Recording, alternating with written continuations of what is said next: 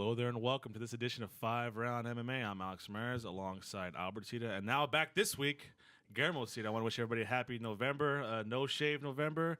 And if you guys... I started fresh. I guess Albert started fresh. If you guys listen to the podcast or seen it, Albert usually has a full beard. But now, for the beginning of November, he actually is clean shaven now. So. Yeah, I like to start from the beginning and work my way back up to the top. What about Guillermo? Usually clean shaving and you try no shave November? I'll try it. I mean, I shaved what is it, like 2 days ago? So you're still good. You're still good. I just don't want to grow out this patchy beard. So we got a lot to talk about today. Bellator 106. A big night, I think, for Bellator. Huge night. Yeah. I think could have been bigger if it was on pay-per-view. Yeah, we also got some UFC Fight Weeks, 2 cards in 1 week. Too many too soon, too much to handle. We'll get to that a little later on. As for right now, let's get into Bellator 106. I want to ask you guys, this card was supposed to be on pay-per-view, was supposed to be headlined by Rampage and Tito, the fight everybody wanted to see, I guess, but that got canceled, so now it was moved to free television. Was it a success or failure, Bellator 106, Guillermo? It was a failure. Failure? Not only that card did not deserve to be in the pay-per-view. Yeah. I mean, Michael Chandler. Obviously, they thought that because they brought Yeah, I mean, Michael Chandler versus Eddie Alvarez was a good fight, but other than that, I mean, like, it was lackluster to me. Yeah. I'm glad it was free on TV, but then even that they messed up. Yeah, because we're here in the West Coast. I'm watching cops after cops after cops, and I change it, and then it's like, oh man, Bellator's back on. For those who have cable, we wasn't live all around from coast to coast. If you had satellite, obviously you saw it. But on the West Coast, we had to endure a marathon of cops. The whole day. I think it was a big success, right? But just like every major success, there is the small bugs that come with it. I mean, the Affordable Care Act, I mean, it still has bugs, but I think overall it's a good thing.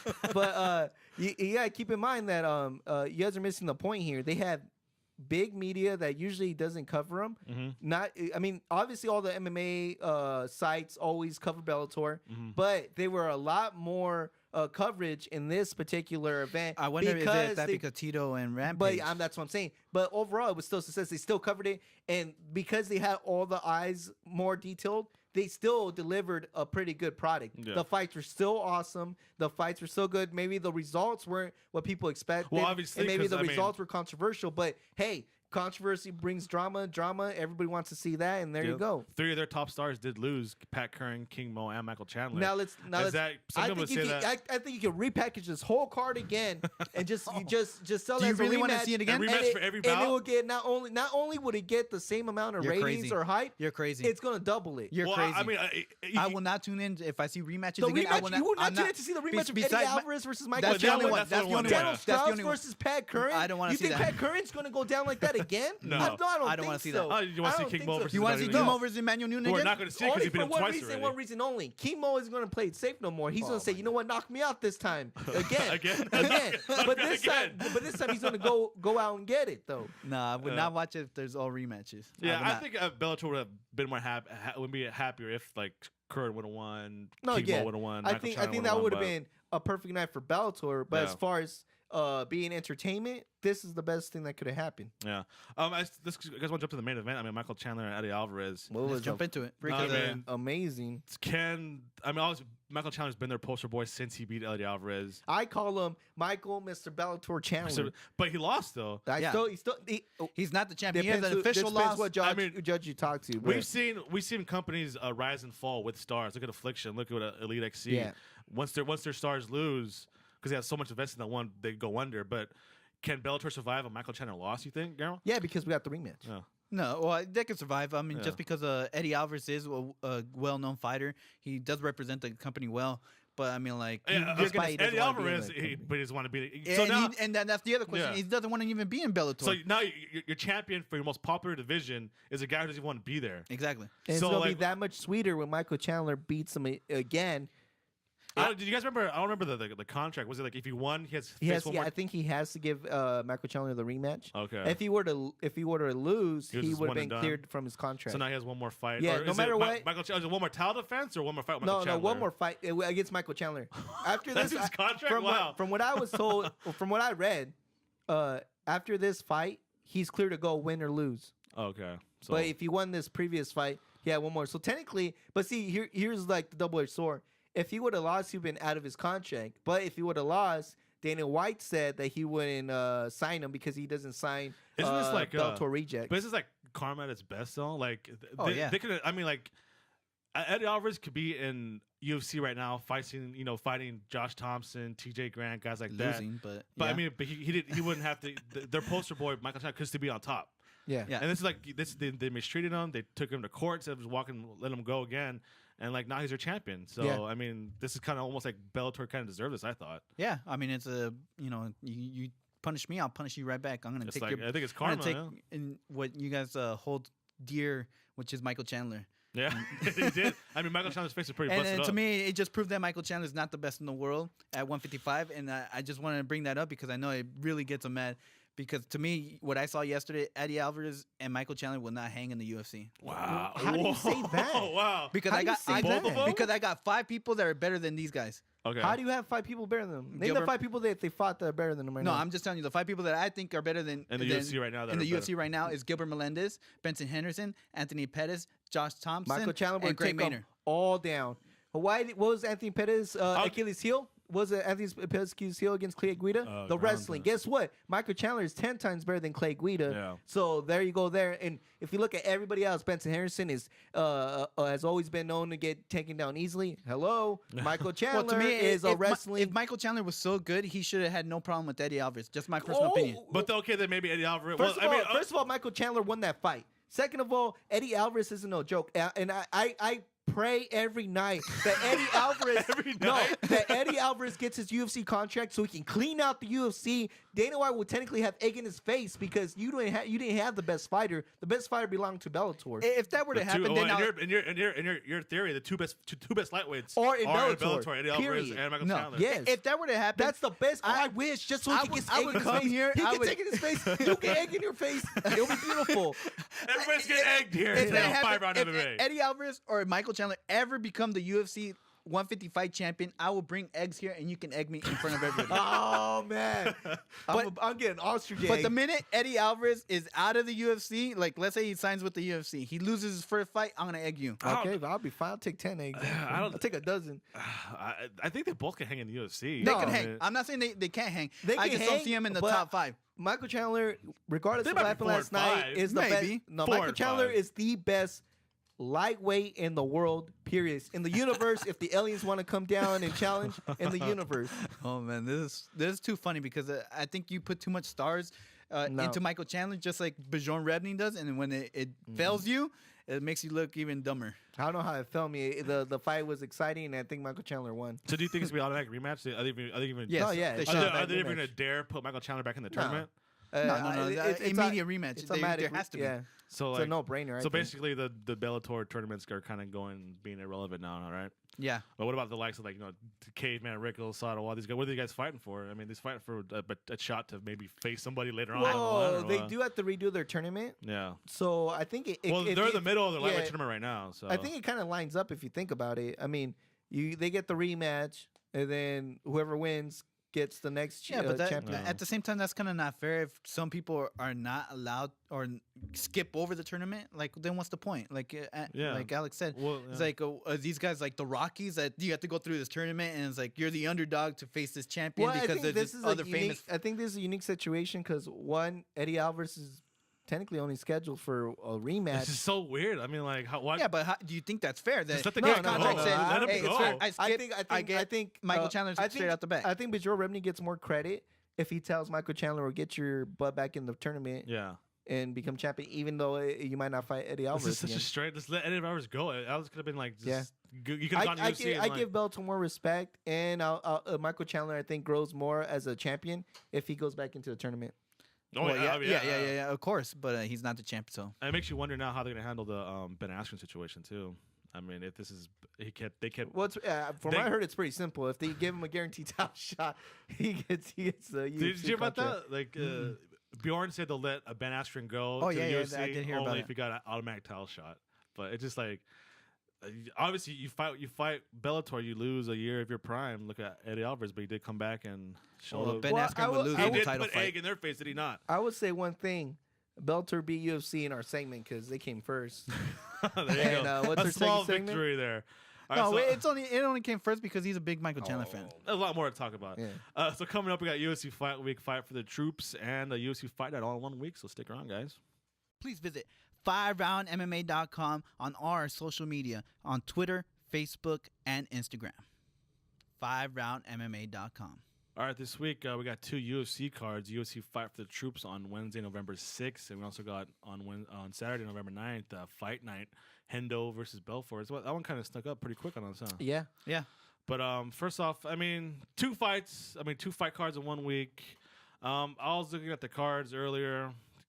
Couldn't really get excited for them. I mean, like, I know the UFC Fight for the Troops was supposed to be Kennedy versus Machida, but obviously Machida was pulled to fight Mark Munoz.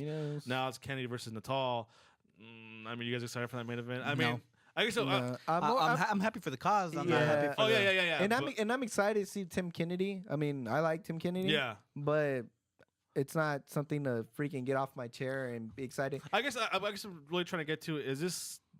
I know, like, the people all UFC card every week, but is it kind of bad for the sport? Is it watering down the sport, you think? Yeah, because you have a lot of people that fighting that you don't even ever heard of. It's like you're not building stars that way. I mean, if I'm just tuning in to watch the main event, I'm skipping over all the other fights, and that's exactly what I think is happening. Yeah. I mean, you said it like 2-3 weeks ago that you went to a bar and it's like no one was really paying attention to it. It's like on a little small TV. Yeah. It's like, come on, how can you be excited to watch something like that? Or I think it was just a restructuring problem, to tell you the truth. I think if they restructure and not put so many fights in a card, but restructure it to be like one big hour. Because, I mean, like, technically... Well, remember what they did with the first... Remember your first UFC on Fox? It was just... Cain Velasquez. Cain Velasquez versus JDS. But see, I think they restructure like that. Maybe it'll be better because it's kind of like, kind of gets you in the fighting... environment leading up to a better pay-per-view, you know what I'm saying?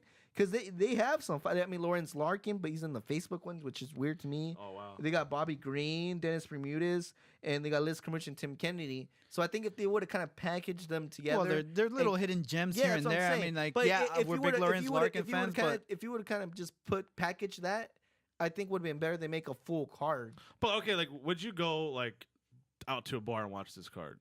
No. I would stay home and watch this card. Would you DVR it? It's already been DVR. So, yeah. There's a difference though because he probably has more important things to do. Then he'll come back and watch it. That's but true. almost like I'll watch this fight though. Like, regardless. So don't give like, him too much credit. Yeah, I want to make this connection to, like, NBA just started. I mean, it's almost like kind of like nobody wants to see the Cavs versus the Magic, right? Exactly. The TNT, they do the marquee matchups. Exactly. I mean, do you think? I is this kind of like this card kind of? I know disrespect to the end of the fightership, but is this kind of like the Kings versus the Mavericks? You know, on a Wednesday night, as opposed to saving those. Not to play too much into it, but at least they're both free. Yeah. I mean, it's not like they're. It doesn't seem to me like they think. Yeah. What they should be pay-per-view quality because they're making both of them free, so that should tell you something that. So then, what's the goal? Just to puke out cards or to puke out quality cards? Put out quality cards. It's almost like marketing 101. I think the more I guess people see your name, the more they think you're the major company. Yeah. And I think it's just. I mean, if you see Coca-Cola everywhere, obviously you think Coca-Cola's number one. Yeah. Maybe that's it. I mean, it doesn't hurt them to put these cards. That's well, and then obviously too. That's something who to look never at. knows? I mean, like, obviously Dennis Bermudez is a beast, and he had fight of the night last time he fought. So he might have another. There might be like a couple like awesome fights on this card. Yeah. But the fact is, are people going to watch it? You know what I mean? Well, Yeah. let's look at, it's not even on the main card; it's on the prelim. I know. That's why I said. That's why I sucks, said the packaging should. I think what was more wrong with the one on Wednesday is I don't think they structured it right to a point where because if they would have put the good ones all in the main card, maybe people won't check out the prelims or Facebook, but they'll for sure tune into what Yeah. Well, a Rather good than example. spread them thin because they spread themselves very thin. I'll give you a in good this- example, this like lineup. UFC Houston, Cain Velasquez versus JDS3. Yeah. I think it was stacked from Everybody was like beginning tuning to in. end. Stackness, right? Yeah, everybody was tuning in. stackness. If you slip in like a Dennis Bermudez, Lorenz Larkin, you start knowing these names, and it's like you start getting excited for these fighters when they fight outside Yeah. of like these big cards. Yeah. But I mean, like if you're gonna put them on a card that Well, you don't I expect think- a lot I think of that's people to the other thing watch. too, where I always got a little bit mad over the flyweights. When you're trying to build someone or build a star, you kind of want to put them in the main show Yeah. to get people familiar with them, and then you can kind of spread them apart because then you're like, oh, I know him. I'm gonna watch him regardless if it's on Facebook or in the prelims. Yeah. And like Lawrence Larkin, which I think, I mean, if you look at his record, technically his only real loss is to Francis Coleman, who is now considered one of the top guys in his weight class. That's his only loss. Yeah, so I think they should have kept kind of building up Lawrence Larkin, keeping him in that prime picture. And I don't think people really know Dennis Bermudez like they should know him, because he could potentially be the next Diego Sanchez, but see, people don't know that yet. Yeah. So they technically they gotta keep selling these guys before they can spread them, and people will be interested to watch it regardless of where they're at in the card. Yeah, good point. I mean, obviously, it's a bigger discussion, but I think as the UFC continues to grow, and obviously, I think they've been the prime rating source for Fox Sports 1. I think you're gonna see a lot more cards. Do you even go to Fox Sports 1? I'll be honest. No, I don't want. It's like college football and like racing. I go to Fox Sports 2 more than I go to Fox Sports 1. Why is that? Because Fox Sports 2 has some NASCAR in it, and they do the UFC Unleashed. They do more UFC Unleashes on. But like all the live events, are like fishing and like it's like NBC Sports Network. It's all like fishing and stuff. I don't want to see that. Like the regional pool tournament, or like like all these obscure sports. Like if I want to see fishing, I'm going to see the Dillies catch. That's fishing.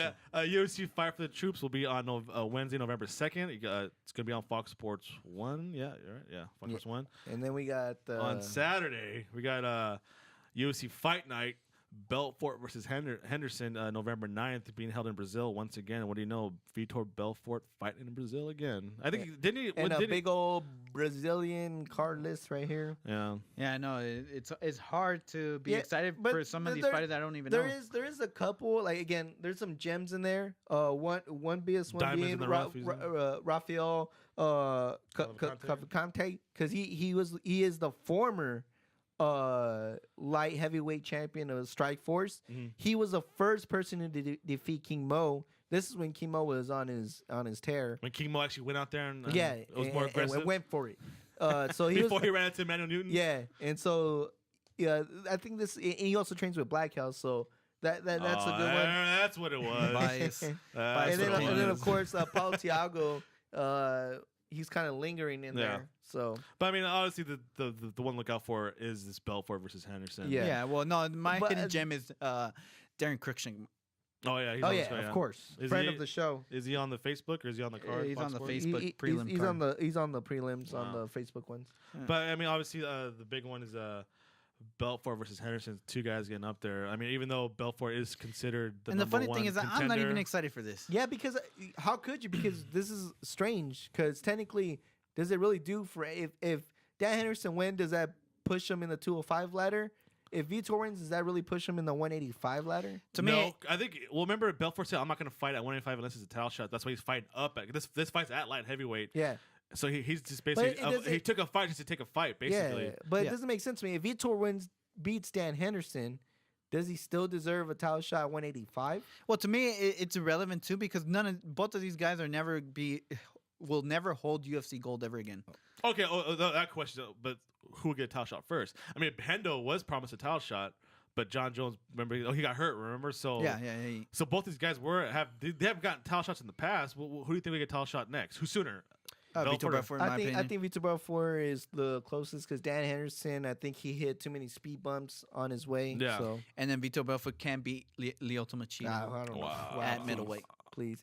I think whoever loses in the Lyoto Machida Musasi fight should fight Vitor, because they can easily beat Vitor too. No, there's no way. There's no way. Well, they're both, I think Machida and Musasi are both very skilled. Technically skilled, where Belfort is a powerhouse. Yeah, and that's all he needs. Did you guys hear that quote too? What Belfort said about he'll stop taking TRT if he gets a title shot. Oh my gosh! This guy's just blatantly rubbing everybody's face, huh? Like, I'll stop juicing. Yeah, there's a reason why you always find Brazil, because there's like no regulations. Yeah, there's no. Come on, let's not beat around the bush. Brings more to my. Is that hurting his popularity? Yeah. You think like people are respecting him? I think Vitor Belfort is his worst enemy. I mean, he's losing fans every day. I think by him not taking fights, trying to say like, I'll pick him, and two, because he blatant saying, like, yeah, I'm taking TRTN. What? Yeah, I remember Dana White said that whenever Belfort wins, he's always the first one to call like Belfort. Yeah. Blowing up his I'll phone. take so and so and so and yeah, so. but then when they try to offer him fights, no, I don't want to fight him. No, I don't want to fight him.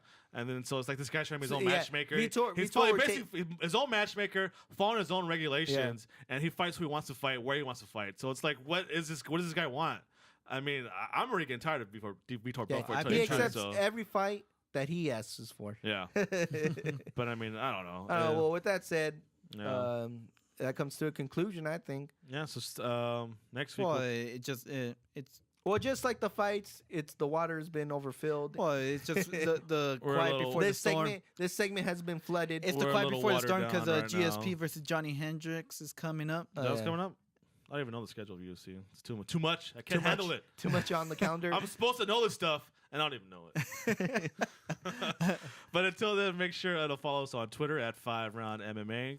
Go to FiveRoundMMA.com for our articles. In the first place, you can see our, if you want to see our faces, you see us, the video stream on FiveRoundMMA, or you can subscribe to us on iTunes, also subscribe to us on YouTube, and also check out OvertimeDanSoden.com, where you can see the first place, see our articles, Overtime, where we talk sports. It's a great partnership, I think, right? Yeah, no, we put our opinions out there. You can hear the topics that we talk about is in relation to the show, the topics of the show. Yeah, and also, we're at Facebook. Like us on Facebook. Yep.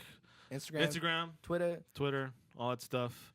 I want to thank all of our sponsors. I want to thank Honey Badger Performance Energy Drinks. I know the holidays are coming up, so don't get that holiday turkey too much. Get your workout in. Grab some Honey Badger Performance Energy. Get the most out of your workout. I want to thank the Madhouse clothing line, clothes for the fighter and fight fanatic. Go shop themadhouse.com and follow them on Twitter at @themadhousemma. I want to thank MMA Victor, Fantasy MMA. I know we're the halfway point through the fantasy football season, so a lot of guys' teams are kind of just sinking or swimming, right, Grandma? Sinking on my part. Hey, but Clipper Nation, so got to be excited for something. Anyways, go to MMAVictor.com and follow them on Twitter at MMA Victor. And a big thank you to Top Rated MMA, makers of 100% American-made MMA apparel. Go shop TopRatedMMA.com and follow them on Twitter at Top Rated MMA. Albert, take us away. I just want to thank our executive producer Guillermo Cita, our engineer over there, Ollie the Trolley, our sound engineer is Steven Rousel with Rousel Records. You got any audio needs, hit him up at Rousel Records. Thank everybody for listening. Cream of the crop.